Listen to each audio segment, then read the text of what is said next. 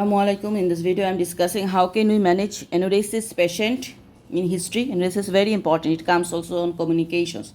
So first of all, we know the definition of enuresis. Enuresis is the passing of urine without control after the age of 5 years. Remember, after the age of 5 years. This can occur in the day or night time. Daytime waiting can occur on its own or along with bedwetting. Enuresis is a stressful experience for children at any age. Differential diagnosis of it is important to be supportive, especially when they begin to attend school. Enuresis, it can be cause UTI, abuse or NAI, and psychological. Psychological, it can be any school issue like friend transfer, new school, any bullying in the school, parents divorce, new place, the transfer. These are parent second marriage. These are so causes of daytime enuresis waiting are number one, children may forget to go to the toilet. So children may forget to go to the toilet because they are concentrating on their other task. As a result, they may rush to the toilet and no always empty there. So children may forget to go to the toilet. Drink very little. Drinking very little will lead to a small bladder that cannot hold very much urine, causing the feeling of needing to use the toilet frequently. Constipation. Constipation is the backup of poo in the bowel, means that bladder cannot fill to a normal size. It holds less urine and lead to more toilet runs. Poor bladder emptying and increased risk of accidents. Anxiety and emotional stress, bladder instability, that is poor coordinations between the muscles of the bladder, overactive bladder, the muscle twitch and urinary tract infection. So causes of daytime enuresis are number one, children are forgot to go to the toilet. They have poor drinking, constipations, urinary tract infection, psychological any anxiety issue. Then bladder instability, overactive bladder and UTI. These are. Now how fast enuresis patient. So after taking, I will examine the child. What I examine? Height and weight, blood pressure, growth faltering, loss of weight and hypertension. So height and weight very important, and blood pressure. Abdomen we will examine because any distended bladder, renal mass, fecal mass, inspection of the perineum and external genitalia and perianal area. If constipation also present, exclude the epispadias, that is opening on the dorsal surface of the penis in boys, or a petulous urethra in girls may suggest a female epispadias.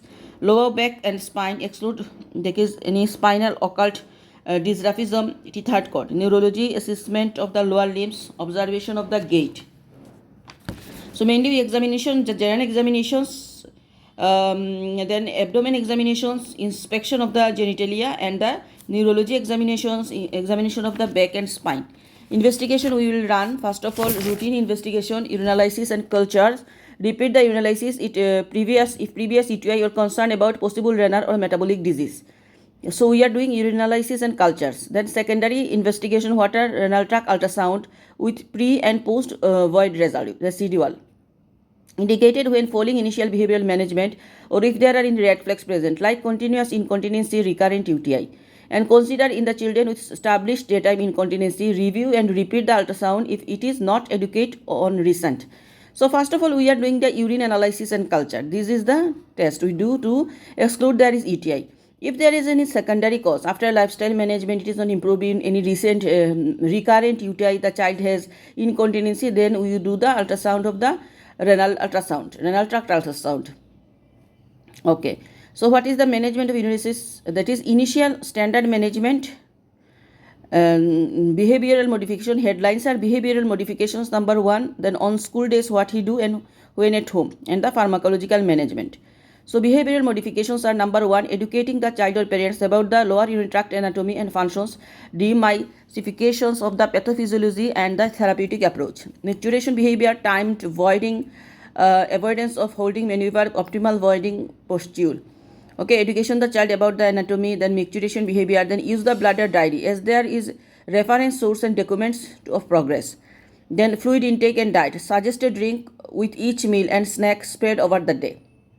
Try to manage at least 6 drinks, 200 ml in each day if it helps to improve the bladder capacity. Try to avoid the possibility of wet pants by doing to the toilet on a regular basis. Wherever possible, older children should take responsibility for this. Is their bladder after all. So behavioral modification, first of all, educating the anatomy, number one. Number two, micturition behavior, not holding, avoid holding behavior. Then use of any bladder diary, then fluid intake and diet. Try to manage at least 6 drinks each day. Try to avoid the possibility of the wet pants by going to the toilet. On school days, what they do, go to the toilet. Number 1, on getting out of bed before leaving for school. So when getting out of bed, before leaving school, after arrival school if long journey, at morning break, before lunch and after at afternoon break if there is one, before leaving the school to go to home and on returning home. So the whole day, like after getting up of the bed, before going school, after reaching the school, any breaks time, then before leaving the school to home and after reach the home. Okay, when at home, go to the toilet at hourly interval. So hourly interval he will go. When dry for a week, extend interval for further 15 minutes, increasing until going to the toilet every 2 hours if staying dry. A kitchen timer or digital watch timer can be very useful if you have one to set a reminder to go to the toilet. So in home it is hourly. When improved, then we can interval this like 15 minutes we interval. Then pharmacological management for the overactive bladder. That is, pharmacological management is the second line of treatment. It should be commenced by local pediatric team or contingency service. Behavioral modifications should continue throughout the treatment. So what is that is the oxybutynine oral. First line option is ditrophan. So oxybutynine is the treatment.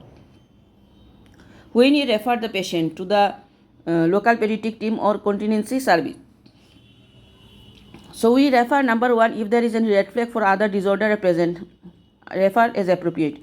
Number 1, refer to urology if anatomical abnormality suspected on the history like continuous sweating or identified on imaging. Then refer to nephrologist or pediatrician if significant hematuria and proteinuria, polyuria, polydipsia, once diabetes mellitus excluded. Concurrently, refer to the mental health services if significant behavioral concerns or psychological comorbidity. So when we take the history, the red flags we need to exclude. First of all, we are any anatomical malformation presents or not. We will ask that. Any unusual features, lower back, any spinal cord, anything spina bifida, like any problems present or not, we will ask. Then we exclude other diseases, that is like any hematuria, proteinuria, by asking that the amount of urine, color of the urine, swelling any part of the body. Then also the polyuria, polydipsia, amount of urine, very important because we are excluding diabetes mellitus.